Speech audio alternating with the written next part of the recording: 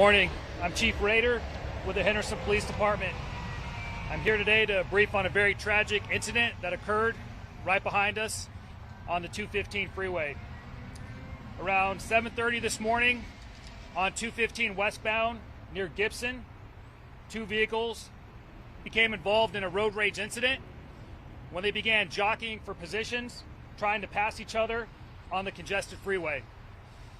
One vehicle tried to pass the other vehicle on the shoulder, and at that time, both occupants of their vehicles rolled the window down and got into a verbal exchange. Our suspect then produced a handgun and fired one round at our victim vehicle, tragically striking an 11-year-old passenger who was sitting in the back seat of that vehicle.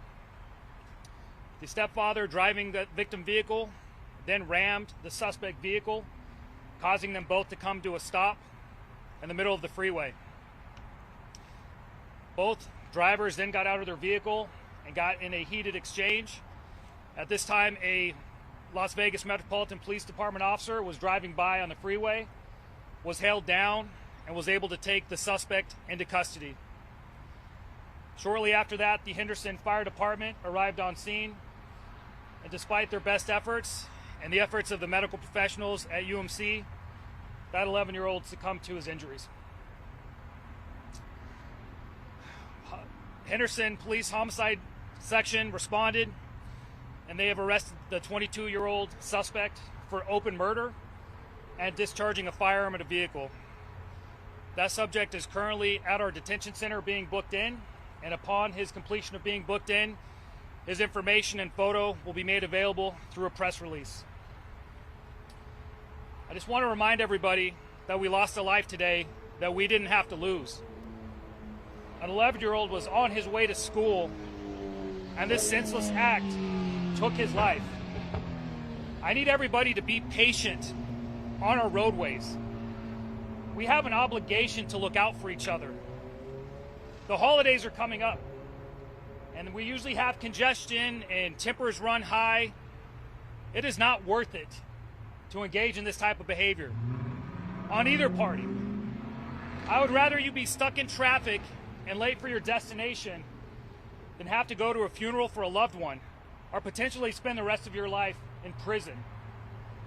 So we have to do better as a city, we have to do better as a community, we have to do better as human beings, because we can't allow this to continue to happen. This time I'll take some questions. Can you identify which each vehicle that each party was driving? Our victim vehicle was a small hybrid SUV, and our suspect vehicle was a four-door sedan.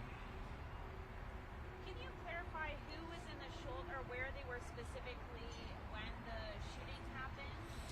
They were merging from the I-11 to westbound 215, and then right around Gibson, if you're driving towards Stephanie, that's where this all sort of happened at. And they were both jockeying for positions, trying to pass each other. And I'm not going to get into any more details right there, but the evidence on scene, the firearm is recovered, there's a impact to the vehicle. We feel very confident in our case that we have right now against our suspect. It's going to be closed for a long time.